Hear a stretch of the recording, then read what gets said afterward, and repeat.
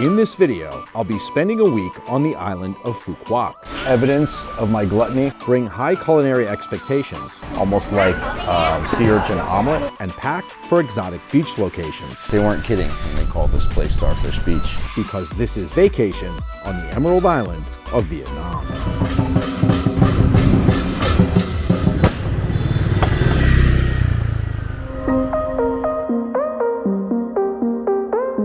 I rented this bungalow off of agoda.com for 600,000 VND, or about $30 US per night. And I would describe it as a semi-rustic bungalow. It's a little rough around the edges, but it's not all that bad. It's got this big semi-outdoor bathroom. It's got decent sized swimming pool, and it's not very far from the beach. I just threw the drone up to get a lay of the land and see where the place was at in relation to the beach, and you can see it's pretty close. Not on the beach, but for $30 a night, I'll take it.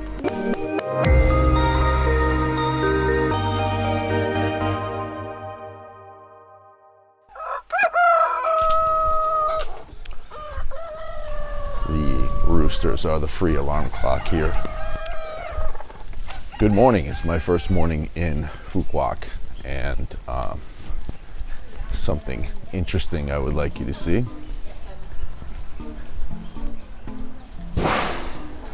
Hi, good morning. What is that? Ban Tet or Ban Chung?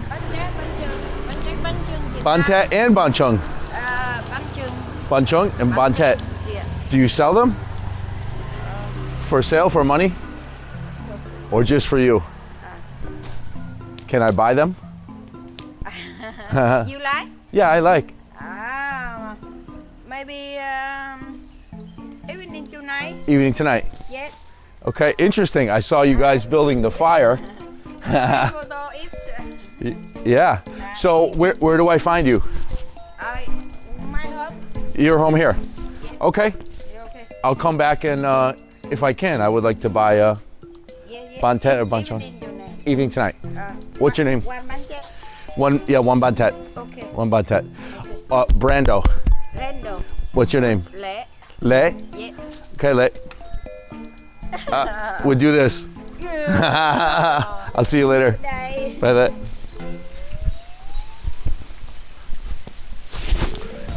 Ban Tet and Ban Chung are traditional treats, desserts, I guess you would call them. They're like a gelatinous rice cake that the Vietnamese make and enjoy for the Tet holiday, which we are in the middle of. Tet started a few days ago, and I'm here at Phu Quoc for the Tet holiday. I mean, I'm not specifically here for Tet, but many of my friends have left Saigon and returned to the countryside or returned to their home countries because not much goes on in the city during the Tet holiday.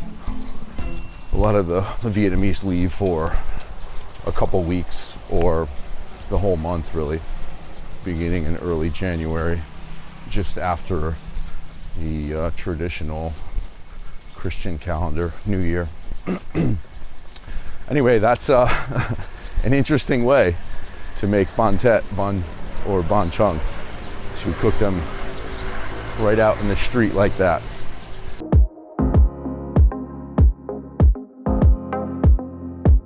I'm on my way down to find out how to get down to the beach here. Like any beautiful island paradise, most of the beachfront has been obscured or taken over by hotel development. Not that the hotels prevent you from accessing the beach, it's just kind of hard to find. It's about 6:30 in the morning, which is why, aside from a few early morning exercisers and some employees getting some things started for the day, I'm like the only one out here. Check this out.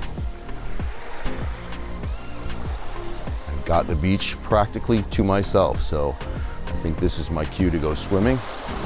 I'm gonna throw up the drone and get some shots of the island.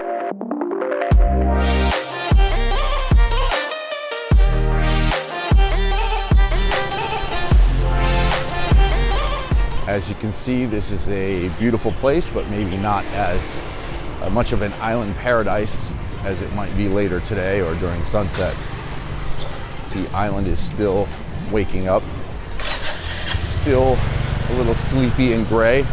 And for the first time using my DJI Mini 2 drone, I got a warning to manually return the drone back to home base because it was too windy for the drone to perform any of its automated functions.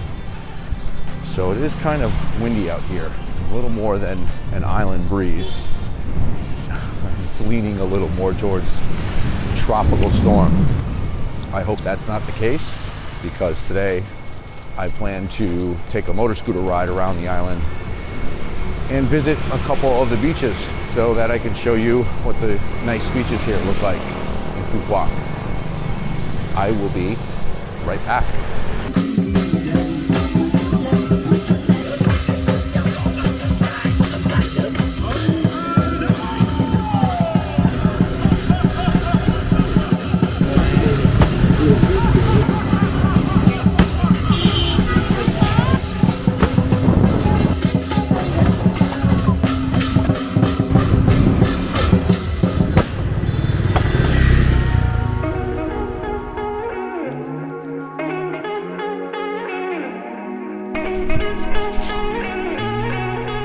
At Starfish Beach, and in order to get here I had to drive through the center of town where there was some sort of group, a band that were performing, probably had something to do with the Tet holiday. Anyway, they were wearing very colorful masks, and they were running into every business along the road and performing for money. I gave them 50,000 VND, which may not have been enough. I noticed when I handed them the money that they had a stack of 200,000 VND notes. Very interesting motorbike ride out here.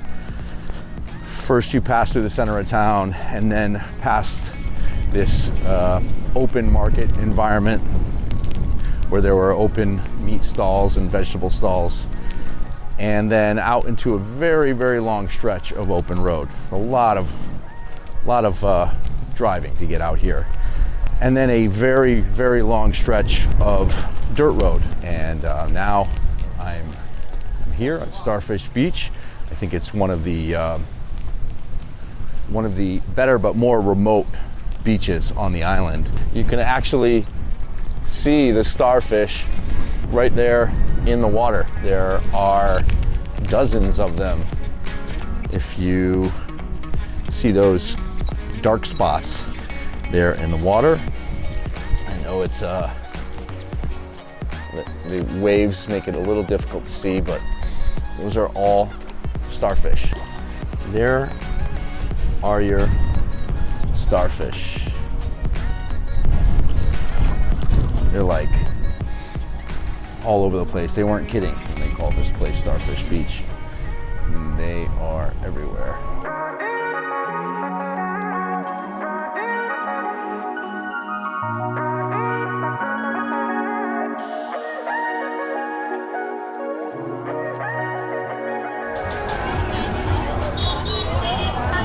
Welcome to the Phu Quoc Night Market, and I am here on a mission to find grilled sea urchin. I've read that that is one of the things that you cannot pass up trying here in Phu Quoc. They cut the spines off the sea urchin with spikes and then grill it over charcoal with spring onion oil and roasted peanuts. So I am on the hunt for a sea urchin stand.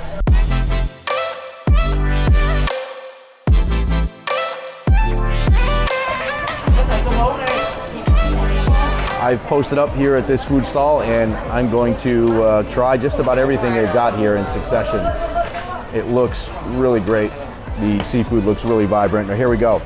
Here are my sea urchin with the roasted peanuts and green onion oil and quail eggs. And there's a lime and pepper sauce for dipping.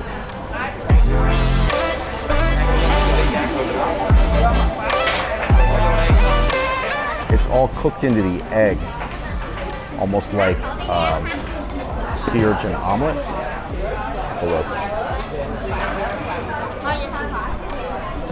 Get a little of the sauce on there.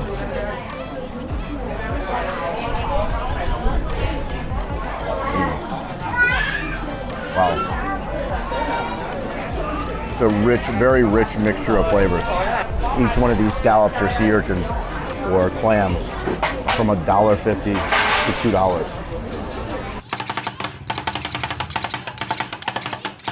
Totally fascinated in the process that's going on here. I've ordered whatever they're making here. Khem Beach, Thailand, rolling ice cream. He's got the coconut shavings, probably a simple syrup. It looks like some kind of liquid sugar. And coconut cream? Yeah, coconut cream. That's quite a technique. Rapid fire coconut ice cream making going on. It's good. Yeah, I couldn't pass it up after seeing how he's making this coconut cream. It's fascinating. It's totally fascinating. All right, and there is the final product. Rolled coconut ice cream, 30,000 VND. It's about $1.50. That was a very strong ending to a very long day. I enjoyed my coconut ice cream with a very nice family from Hanoi. What's up, fam? And I am going to get some sleep and start all over again tomorrow on the lovely island of Phu Quoc.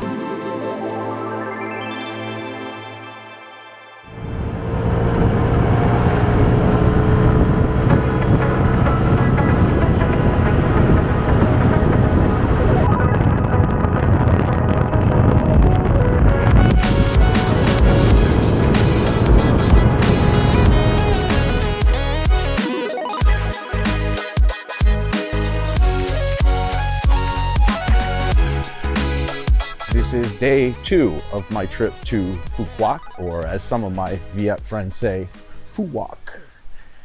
And I'm on Khem Beach in Emerald Bay, which is on the southeastern part of the island. And what I've come to realize about this place is that it is not a small island. I've been to some other places like Isla Mujeres in Mexico and San Andres in Colombia. And those islands are fun to visit because you can kind of circle the whole thing in about an hour on a motorbike. Here, this island, Phu Quoc, is deceivingly small, meaning that it appears when you plot things out on Google Maps, it appears that you can get from one place to another very quickly. But I spent quite a bit of time on a motorbike. Yesterday, the trip to Starfish Beach took me a little over 2 hours for the round trip. And I was so exhausted at the end of the day that I barely had enough energy to go out for the street food to that night market. I fell asleep at about 9 p.m. and man, I was out like a light. So if you're coming here, you know, I would not plan on doing too many things in a day. You know, like one destination beach trip for the day is about as much as you'll have energy for. Anyway, this is Emerald Bay. This is Khem Beach, which was rated by the Flight Network as one of the top 50 most beautiful beaches in the world for its primitive landscape and its pristine beauty. The white soft sand that I'm walking on right now, and the clear and clean seawater. And just up ahead, see that yellow building? That's a JW Marriott that used to be a French boarding school when this was occupied by the French. Réveillé, pas endormi, demi-lune à qui je crie, à tous mes rêves qui sont vidés dans mon cerveau malade today. I know it is gorgeous to look at, and the architecture is really, really beautiful, really fascinating. But no one's here, none of the stores are open. It reminds me of some of the documentaries I've seen about people exploring the Chernobyl disaster site, where it's just this like moment in time completely frozen. Bien moi ici, j'en ai à dire, bien concentré, tu me vois courir. N'arrête-moi pas, car tu peux pas, tu veux me joindre. Embarque, c'est ça. Embarque, c'est ça. This place is really, really bizarre and kind of creeping me out, as gorgeous as it is. On fait la fête en chantant.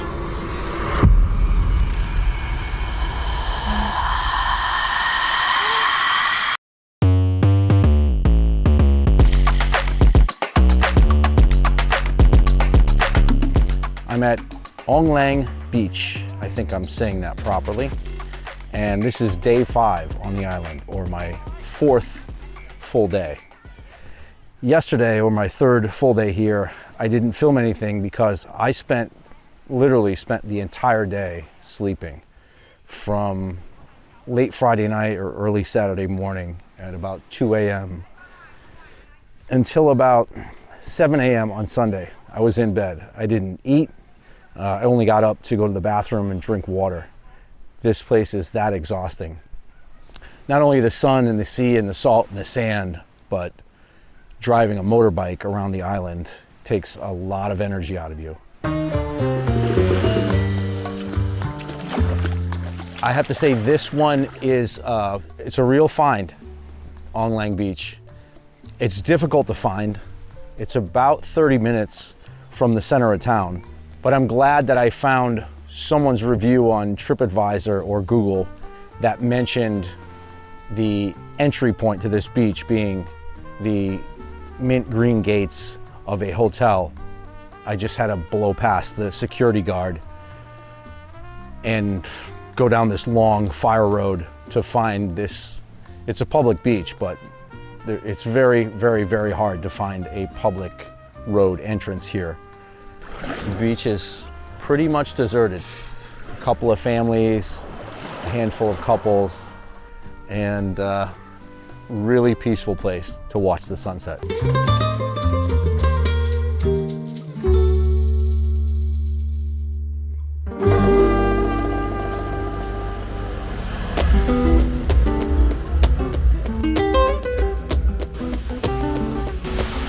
Tonight's forage for food has been something of a difficulty. It is the Tet holiday, and here in Vietnam, that's like a big deal.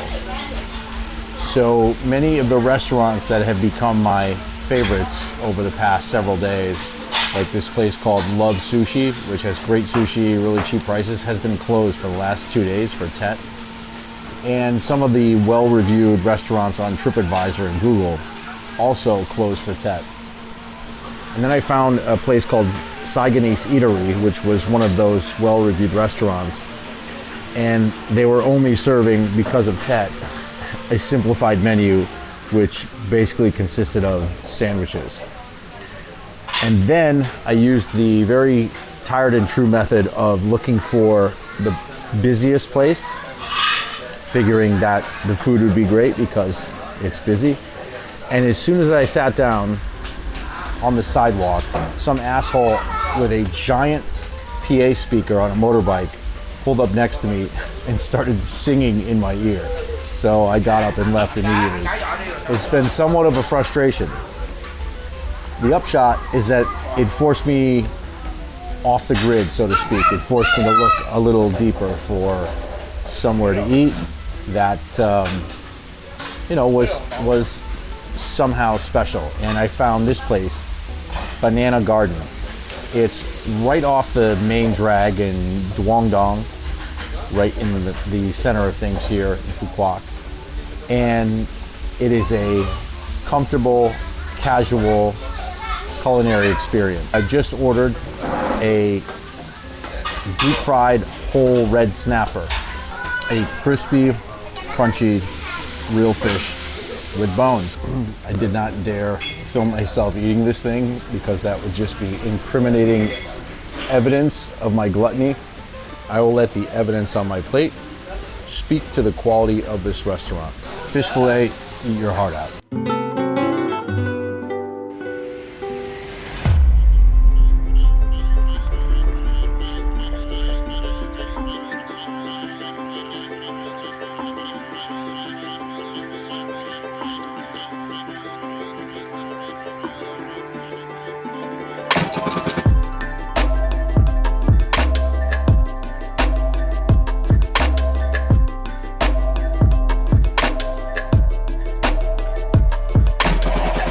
It is my second to last day here in Phu Quoc, and the Tet holiday is really kicking in because it's becoming increasingly difficult to find restaurants that are open that, again, are either well-reviewed or somewhere that I've eaten at before.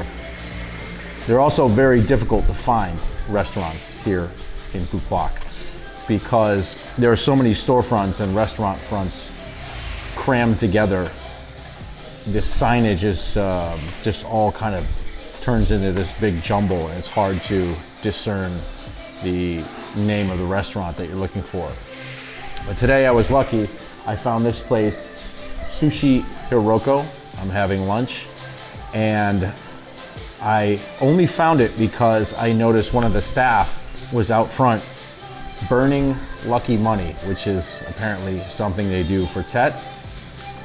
So thanks to the lucky money being set on fire, my attention was drawn to Sushi Hiroko, and the place is open, and I'm gonna grab some lunch here and maybe hit another beach or find something else to do this afternoon and some other part of the island to bring you. For now, I'm enjoying my sushi, and I will check in with you later.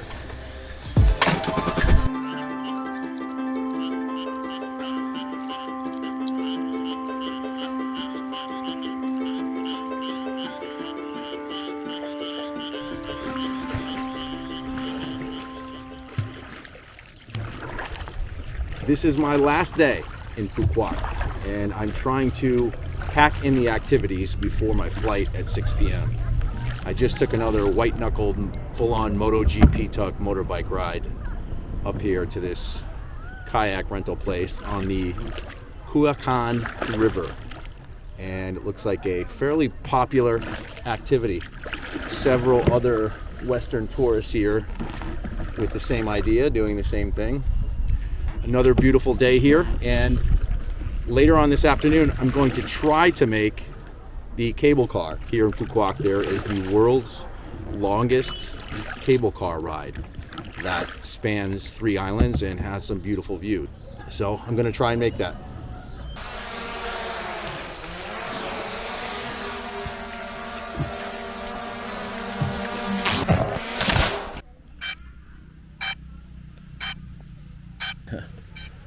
Remind me not to fly my drone over the water. I don't know what happened.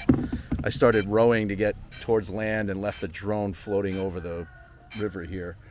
But it had a mind of its own and flew itself into the bushes here, into the greenery, thankfully. It crash landed and it was just precariously hanging inches from the water. Thanks to the Find My Drone feature, I found my drone.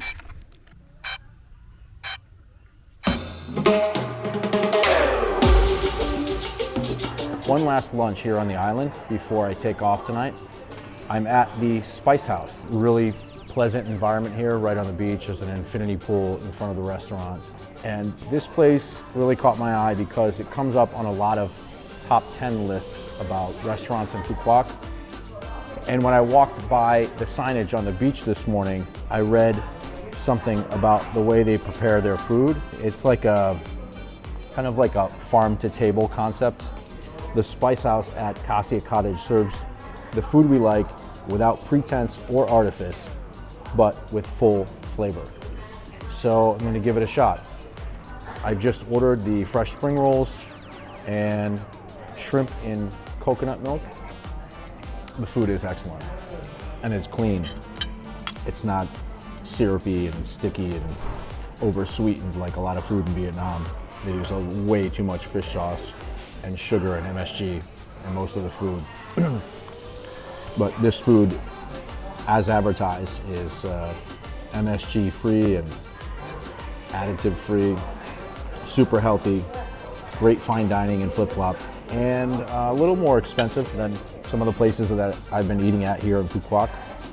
But the fresh spring rolls and the shrimp and coconut milk will cost me 530 Vietnamese dong, 530,000 Vietnamese dong, a little over $25. So about the price of a numbered supersized meal at a fast food restaurant back in the States.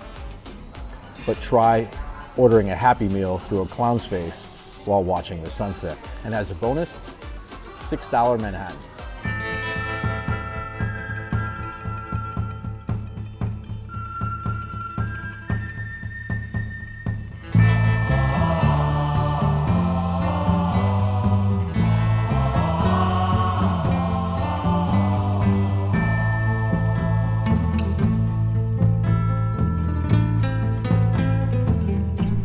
I am in what's described as a ghost city.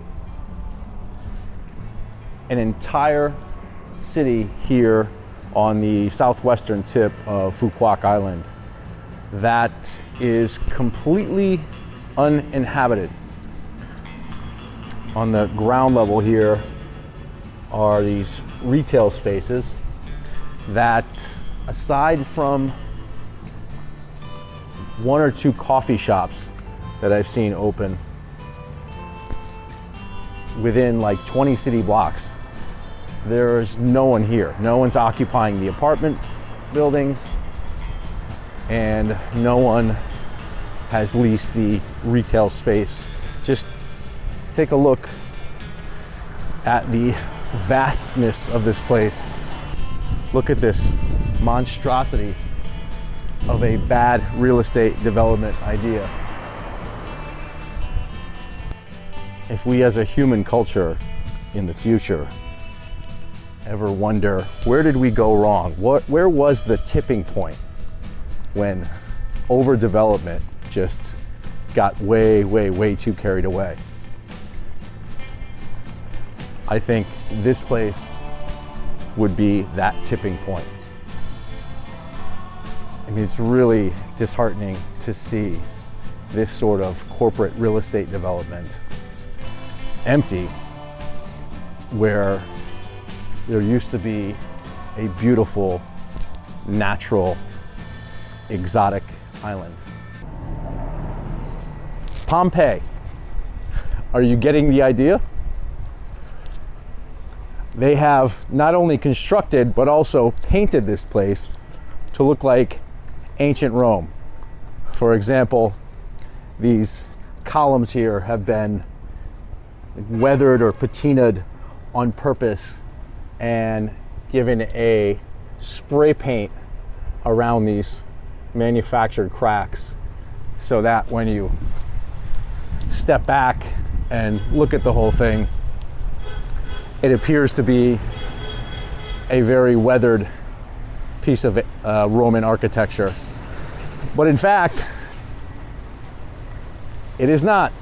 It's just a really crappy rendition of Las Vegas. And I don't know about you, but I'd prefer Tropical Island. Anyway, I did say that I would try to make it to the cable car here on my last day in Phu Quoc, and I did. I am at the cable car station. However, I will not have enough time to take the cable car ride over to the other islands and then wait for the cable car ride back. So I'll do the next best and throw up the drone and get hopefully a very beautiful parting shot of this part of the island of Phu Quoc. Coming to you from ancient Rome, otherwise known as the southwest point of Phu Quoc Island, This is Brando, and I'll see you in the next video. Until then, subscribe and stay tuned to more forthcoming content from Southeast Asia.